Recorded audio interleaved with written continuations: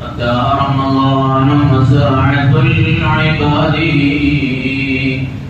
لتطهير القلوب من الفساد فأد حقوقه قولا وفعلا وزادك فاتخذه للمعاد.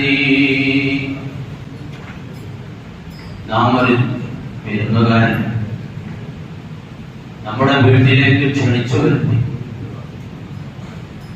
നമ്മുടെ ക്ഷണം സ്വീകരിച്ചുകൊണ്ട് ആ വിരുന്നുകാരൻ നമ്മുടെ വീട്ടിലേക്ക് വരും.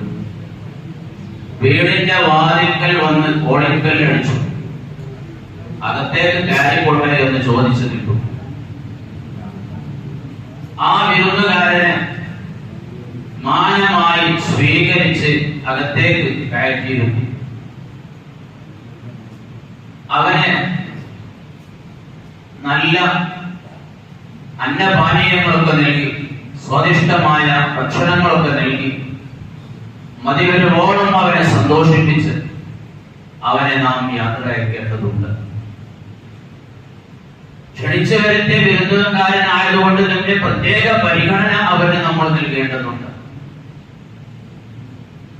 അല്ലാത്ത പക്ഷം നാം ക്ഷണിച്ചു വരുത്തി അവനെ മാനക്കേടിലാക്കി വേണ്ട രൂപത്തിൽ അവനെ ആദരിക്കാതെ പരിഗണിക്കാതെ നാം അവനെ വിട്ടുകഴിഞ്ഞാൽ കാണുന്നവരോട് അവൻ പറയും, എന്നെ ക്ഷണിച്ചു വരുത്തി എന്നിട്ട് വേണ്ട രൂപത്തിൽ എന്നെ പരിഗണിച്ചില്ല, എനിക്ക് ആദരവ് നൽകിയില്ല എന്ന് അവൻ കാണുന്നവരോട് പറയും. അതേസമയത്ത് മതിവരോളം സന്തോഷിപ്പിച്ചുകൊണ്ട് തൃപ്തിയാക്കിക്കൊണ്ട് അവനെ മടക്കിയയച്ച് യാത്രയാക്കിയാൽ അപ്പോഴും അവൻ ഈ പോരിശയും ഈ മഹത്വവും മറ്റുള്ളവരോട് പറയും, വല്ലാത്ത സ്വീകരണമാണ് എനിക്ക് ലഭിച്ചത്, വലിയ ആദരവാണ് എനിക്ക് ലഭിച്ചത് എന്നതുപോലെ വ്രതാനുഷ്ഠാനത്തിന്റെയും തറാവീഹിന്റെയും ഖുർആൻ പാരായണത്തിന്റെയും എഴുത്തിക്കാഫിന്റെയും ദാനധർമ്മങ്ങളുടെയും കാരുണ്യത്തിന്റെയും പാപമോചനത്തിന്റെയും നരകമോചനത്തിന്റെയും ജീവകാരുണ്യ പ്രവർത്തനങ്ങളുടെയും ഇങ്ങനെ തുടങ്ങി എണ്ണിയാലൊടുങ്ങാത്ത നന്മയുടെ എല്ലാ നന്മയുടെയും എല്ലാ പുണ്യകർമ്മങ്ങളുടെയും അവസരമായ വിശുദ്ധമായ റമദാനിനെ നമ്മൾ വിളിച്ചു വരുത്തി. റമദാനിനെ ഞങ്ങളിലേക്ക് നീ എത്തിക്കണേ, റമദാൻ ഞങ്ങൾക്ക് റമദാനിൽ സന്നിഹിതരാവണം, അതിനെ നീ ഞങ്ങൾക്ക് ഭാഗ്യം തരണേ എന്ന് 2 മാസക്കാലമായി നമ്മൾ ദുആ ചെയ്തു. നമ്മൾ വിളിച്ചു വരുത്തി, ഇതാ നമ്മുടെ വാതിൽക്കൽ വന്നു നിൽക്കും. ഇനി നമ്മൾ അകത്തേക്ക് കയറ്റി സ്വീകരണം നൽകി നേരത്തെ പറഞ്ഞ രൂപത്തിൽ അങ്ങേയറ്റം സന്തുഷ്ടമായ രൂപത്തിൽ റമദാനിനെ നാം സ്വീകരിച്ച് അങ്ങ് യാത്രയാക്കുകയാണെങ്കിൽ റസൂലുള്ളാഹി തങ്ങൾ പറഞ്ഞിട്ടുണ്ടല്ലോ, റമദാനിനെ ആദരിക്കേണ്ട പോലെ ആദരിച്ച മനുഷ്യന് നാളെ അനുകൂലമായി സാക്ഷി പറയും അല്ലാഹുവിന്റെ കോടതിയിൽ.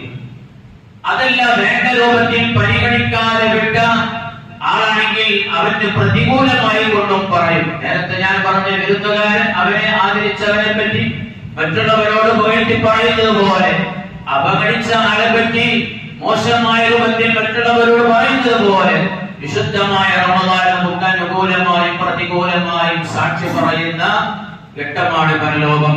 ഇവിടുത്തെ റമദാനിനെ നമ്മൾ പരമാവധി ഉപയോഗപ്പെടുത്തി നന്മകൾ നമുക്കാവുന്നത്ര നമ്മൾ ചെയ്തു നാം ധന്യമാക്കിക്കൊണ്ട് യാത്രയാക്കിയാൽ അവിടെ നമുക്ക് തീർച്ചയായും അനുകൂലമായി സാക്ഷി പറയും.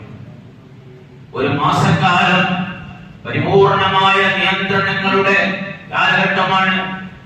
നമ്മുടെ വികാരങ്ങളും ആഗ്രഹങ്ങളും ഒക്കെ മാറ്റിവെച്ച് അല്ലാഹുവിലേക്ക് മാത്രമായി നമ്മുടെ ചിന്ത നമ്മൾ മാറ്റി അനാവശ്യ പ്രവർത്തനങ്ങളിൽ ഏർപ്പെടാതെ, അനാവശ്യ വാക്കുകൾ പറയാതെ, അനാവശ്യ ചിന്താഗതികളില്ലാതെ, വേണ്ടാത്തരങ്ങളിലേക്ക് ഒന്നും ചിന്തിക്കുക പോലും ചെയ്യാതെ നാം നന്മയിൽ മാത്രമായി പ്രവർത്തനവും ചിന്തയും ഒക്കെ തളച്ചിടുന്ന വിശുദ്ധമായ റമദാൻ ശരീഫ്, ആ റമദാൻ ആ രൂപത്തിൽ തന്നെ ആകേണ്ടതുകൊണ്ട് ബഹുമാനപ്പെട്ട സ്വഹാബിവര്യനായ ജാബിർ റളിയല്ലാഹു അൻഹു പറയുകയാണ്, ഇദാ സുംത ഫല്യസും സംഉക വബസറുക, നീ നോമ്പെടുക്കുമ്പോ നിന്റെ കാതും നിന്റെ കൂടെ നോമ്പെടുക്കണം, നിന്റെ കണ്ണും നിന്റെ കൂടെ നോമ്പെടുക്കണം.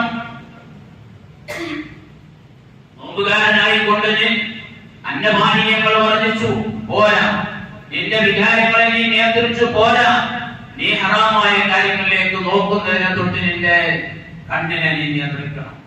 ഹറാമായത് ബോധപൂർവം ശ്രദ്ധിച്ച് കേൾക്കുന്നതിനെ തൊട്ട് നിന്റെ കേൾവിയെ നീ ശ്രദ്ധിക്കേണ്ടതുണ്ട്.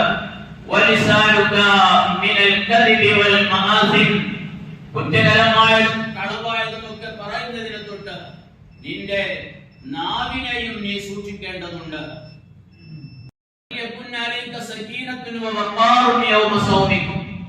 നിന്റെ നോമ്പിന്റെ ദിവസം നിന്നിൽ നല്ല ശാന്തതയും നല്ല ഒതുക്കവും നിന്നുണ്ടാവണം. നാം കോലാഹലങ്ങളോ ഒച്ചപ്പാടുകളോ ബഹളങ്ങളോ ഒന്നും ഉണ്ടാക്കാതെ, ഞാനൊരു വലിയ വിവാദത്തിലാണ് ഇപ്പോൾ ഉള്ളത് എന്ന നിലക്ക് ഒരു ശാന്തതയും നല്ലൊരു ആദരവും ഒരു അച്ചടക്കവും ഒക്കെ നിന്റെ നോമ്പ് സമയങ്ങളിൽ ഉണ്ടായിരിക്കണം.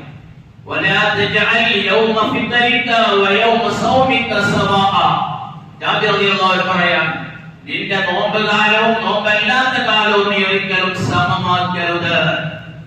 നമ്മളിപ്പോ നോമ്പുകാരല്ല, ഇന്നുള്ളത് പോലെയല്ല അടുത്ത ദിവസത്തിൽ നോമ്പ് കടന്നു വന്നാൽ നമ്മളായിരിക്കേണ്ടത്. ഇന്നൊരു നോമ്പുകാരനാണ് ഞാന് എന്ന നിലയ്ക്ക് ഒരുപാട് മാറ്റങ്ങൾ, ഇന്നില്ലാത്ത ഒരുപാട് മാറ്റങ്ങൾ നോമ്പിന്റെ ദിവസങ്ങളിൽ നമ്മിൽ ഉണ്ടായിരിക്കേണ്ടതുണ്ട്. അതാണ് നേരത്തെ ഞാൻ പറഞ്ഞത്, വാക്കുകളിൽ, പ്രവർത്തനങ്ങളിൽ, ചിന്തകളിൽ എല്ലാം ഒരു മാറ്റം, എല്ലാത്തിനും ഒരു വലിയ നിയന്ത്രണം നമ്മിൽ പ്രകടമാകേണ്ടതുണ്ട്. സഹാബിവരനായ ജാബിർ റളിയല്ലാഹു അൻഹു പറയുകയാണ്, ഇതേപോലെ എല്ലാം ശ്രദ്ധിച്ചുകൊണ്ട് ഇനി നമുക്ക് അതിലപ്പുറം കഴിയൂല, അതിന് മാത്രം കഴിവിന്റെ പരമാവധി ഖുർആൻ പാരായണം, സുന്നത്ത് നിസ്കാരങ്ങൾ, പ്രാർത്ഥനകൾ, മറ്റ് സൽപ്രവർത്തനങ്ങളൊക്കെ നമ്മൾ ചെയ്യാൻ ശ്രമിച്ചാൽ ഒരുപക്ഷേ നാം തീരുമാനിച്ച് ചെയ്യാൻ കഴിഞ്ഞോളണമെന്നില്ല, പക്ഷെ അതിനും അല്ലാഹുവിന്റെ അടുക്കൽ പ്രതിഫലമാണ്. 5 10 മാത്രം തീരുമാനമെടുത്തു, പക്ഷേ പൂർത്തിയാക്കാൻ കഴിഞ്ഞില്ല, അതിന് വേറെ പ്രതിഫലം അവനുണ്ട്. പൂർത്തീകരിച്ചതിന്റെ പ്രതിഫലവും അവന്റെ ആത്മാർത്ഥമായുള്ള തീരുമാനത്തിന് വേറെ പ്രതിഫലവും ഉണ്ട്. ഇങ്ങനെയാണ് സുന്നത്തായ ഓരോ കർമ്മങ്ങളും തന്നെയാണുള്ളത്. ചെയ്യുന്ന അമലൊക്കെ അല്ലാഹുവിന്റെ അടുക്കൽ സ്വീകാര്യമായതാകാൻ വേണ്ടി നമ്മൾ അല്ലാഹുവിനോട് മനമുരുകി പ്രാർത്ഥിക്കേണ്ടതുണ്ട്. ചെറിയൊരു സംഭവം പറഞ്ഞുകൊണ്ട് ഞാൻ അവസാനിപ്പിക്കാം. ബഹുമാനപ്പെട്ട അത്താഉസ്സലമി റളിയല്ലാഹു അൻഹു താബിഈയാണ്, സ്വഹാബത്തിൽ നിന്ന് ദീൻ പഠിച്ചവരാണ്, റസൂലുള്ളാഹി തങ്ങളെ കണ്ടിട്ടില്ല. ബഹുമാനപ്പെട്ടവര് തന്റെ ഉപജീവന മാർഗത്തിന് വേണ്ടി വസ്ത്രം ഉണ്ടാക്കുന്ന ജോലിയിൽ ഏർപ്പെടാറുണ്ടായിരുന്നു. തന്റെ വീട്ടിൽ വെച്ച് നല്ല രൂപത്തിൽ വസ്ത്രം ഉണ്ടാക്കി, സ്വന്തം കൈകൊണ്ട് നെയ്തുണ്ടാക്കി ആ വസ്ത്രം മാർക്കറ്റിൽ കൊണ്ടുപോയി വിൽപ്പന നടത്തിയിട്ട് അതിന് കിട്ടുന്ന കാശ് കൊണ്ടാണ് തന്റെയും കുടുംബത്തിന്റെയും ജീവിത മാർഗമായി കൊണ്ട് അദ്ദേഹം സ്വീകരിച്ചിരുന്നത്. അങ്ങനെ ഒരു ദിവസം നല്ല രൂപത്തിൽ ഇനി അഴിവുകളൊന്നും ഇല്ല, ന്യൂനതകളൊന്നും ഇല്ല എന്ന നിലക്ക് അദ്ദേഹം വസ്ത്രം ഉണ്ടാക്കി അങ്ങാടിയിൽ കൊണ്ടുപോയി, സാധാരണ വിൽക്കുന്ന സ്ഥലത്ത് കൊണ്ടുപോയി അത് വിൽപ്പനക്ക് പ്രദർശിപ്പിച്ചപ്പോൾ അത് നോക്കിയിട്ട് കച്ചവടക്കാരൻ പറഞ്ഞു, ഇതിൽ ഒരുപാട് ന്യൂനതയുണ്ട്, ഇതിൽ ആ ന്യൂനതയുണ്ട്, ഈ ന്യൂനതയുണ്ട്, ഇങ്ങനെ കുറെ പോരായ്മകളും ഒരുപാട് ന്യൂനതകളും ഇതിലുണ്ട്. അതുകൊണ്ട് നിങ്ങൾ ആവശ്യപ്പെട്ട വിലക്ക് ഇത് വാങ്ങാൻ സാധ്യമാകുകയില്ല, ഞങ്ങൾക്ക് വേണ്ട എന്ന് പറഞ്ഞു. ആ കടത്തിണ്ണയിൽ അവിടെ ഇരുന്നു കൊണ്ട് പൊട്ടി പൊട്ടി കരയുകയാണ്. എന്റെ വസ്ത്രം വിൽക്കാൻ കൊണ്ടുവന്ന വസ്ത്രം കയ്യിൽ പിടിച്ചുകൊണ്ട് പൊട്ടി പൊട്ടി കരയുകയാണ്. കച്ചവടക്കാരൻ പറഞ്ഞു, എനിക്ക് നിങ്ങൾ പറഞ്ഞ വിലക്കത് വാങ്ങാൻ കഴിയില്ല എന്നേ ഞാൻ പറഞ്ഞിട്ടുള്ളൂ. നിങ്ങൾ ഇപ്പൊ വില കുറച്ചാൽ ഞാൻ വാങ്ങിക്കോളാം, ഈ വിലക്കിനും അത് വാങ്ങാൻ എന്നോട് കഴിയില്ല, അതിനാൽ പിന്നെ ഇന്ന ന്യൂനതകളെല്ലാം അതിലുണ്ടല്ലോ. ആ സമയത്ത് ബഹുമാനപ്പെട്ട അത്താഉസ്സലമി റളിയല്ലാഹു അൻഹുവിന്റെ കരച്ചിൽ കണ്ട് മറ്റുള്ള ആളുകളൊക്കെ അത്ഭുതപ്പെടുന്നുണ്ട്. ആ സമയത്ത് ബഹുമാനപ്പെട്ടവർ പറയുന്നു, എന്റെ വസ്ത്രം നിങ്ങൾ വാങ്ങുന്നില്ല എന്നതിന്റെ പേരിലല്ല ഞാൻ കരയുന്നത്. ഞാൻ ഇത്രയും അധ്വാനിച്ച് കൈത്തൊഴിൽ എടുത്തുകൊണ്ട് വസ്ത്രം നെയ്തുണ്ടാക്കി എന്റെ ഒരുപാട് അധ്വാനം പാഴായി പോയല്ലോ എന്നതിലല്ല ഞാൻ സങ്കടപ്പെടുന്നത്, കരയുന്നത്. മറിച്ച് ഇത് വിറ്റ് കിട്ടിയില്ല എന്നതിലുമല്ല ഞാൻ കരയുന്നത്, മറിച്ച് ഞാൻ ചിന്തിച്ചത് ഇങ്ങനെ ഇന്ന ന്യൂനതകളൊക്കെ ഇതിലുണ്ട് എന്ന് പറഞ്ഞ് നിങ്ങൾ വേണ്ട എന്ന് പറഞ്ഞില്ലേ, എന്റെ ഒരുപാട് അധ്വാനമില്ലായിരുന്നോ ഇത്, എന്നിട്ട് നിങ്ങൾ വേണ്ട എന്ന് പറഞ്ഞില്ലേ എന്നതുപോലെ അള്ളാഹുവിന് വേണ്ടി ഞാൻ ആരാധനകൾ ചെയ്യുന്നു, ഞാൻ നിസ്കരിക്കുന്നു, നോമ്പെടുക്കുന്നു, ഒരുപാട് കർമ്മങ്ങൾ ഞാൻ ചെയ്യുന്നു. ആ കർമ്മങ്ങളുമായി പടച്ചറപ്പിന്റെ കോടതിയിൽ അന്ത്യദിനത്തിൽ ഞാൻ ചെല്ലുമ്പോ അവിടെ അള്ളാഹു പറയുന്നു, നീ നിസ്കരിച്ച നിസ്കാരത്തിൽ ഇന്ന പോരായ്മകളൊക്കെ ഉണ്ട്, നിന്റെ നിസ്കാരം ഞാൻ സ്വീകരിക്കുകയില്ല, നിന്റെ നോമ്പിൽ ഇന്ന തകരാറുകളൊക്കെ സംഭവിച്ചു പോയി, അതുകൊണ്ട് നിന്റെ നോമ്പ് ഞാൻ സ്വീകരിക്കുകയില്ല. നീ ചെയ്ത മറ്റു കർമ്മങ്ങളിലേക്ക് ഒരുപാട് ന്യൂനതകൾ വേറെയും ഒക്കെ ഉണ്ട്, അതൊന്നും ഞാൻ സ്വീകരിക്കുകയില്ല എന്ന് പടച്ച റബ്ബ് അവന്റെ കോടതിയിൽ വെച്ച് എന്നോട് പറഞ്ഞാലോ എന്തായിരിക്കും എന്റെ സ്ഥിതി എന്നത് ഓർത്തുകൊണ്ടാണ് ഞാൻ ഈ കരയുന്നതും സങ്കടപ്പെടുന്നതും, അല്ലാതെ എന്റെ വസ്ത്രത്തിന്റെ കാര്യം ആലോചിച്ചിട്ടില്ല.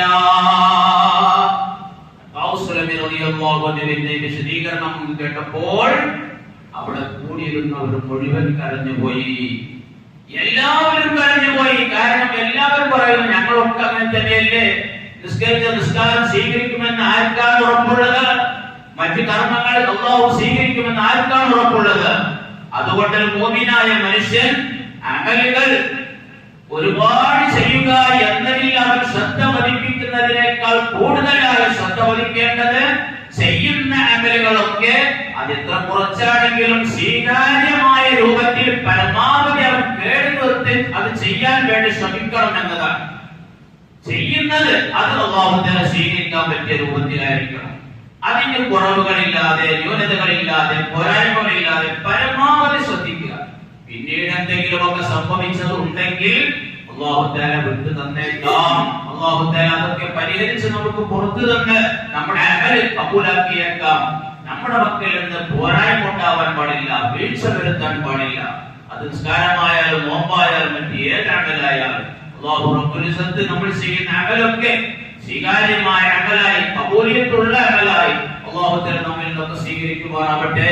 റഹ്മാനായ റബ്ബ് ഒരുപാട് കാലം അവന്റെ ത്വഅത്തിലായി ജീവിക്കാനുള്ള ആഫിയത്തുള്ള ദീർഘായുസ്സ് അല്ലാഹു തആല നമുക്ക് പ്രദാനം ചെയ്യുമാറാവട്ടെ. വിശുദ്ധമായ റമളാനിനെ, മുന്നിൽ വന്ന് നിൽക്കുന്ന റമളാനിനെ നല്ല രൂപത്തിൽ സ്വീകരിക്കാനും ആരാധനകളെ കൊണ്ടൊക്കെ ധന്യമാക്കി അതിനെ യാത്രയാക്കാനും അല്ലാഹു തആല നമുക്ക് വലിയ തൗഫീഖ് പ്രദാനം ചെയ്യുമാറാവട്ടെ. ബിറഹ്മതിക യാ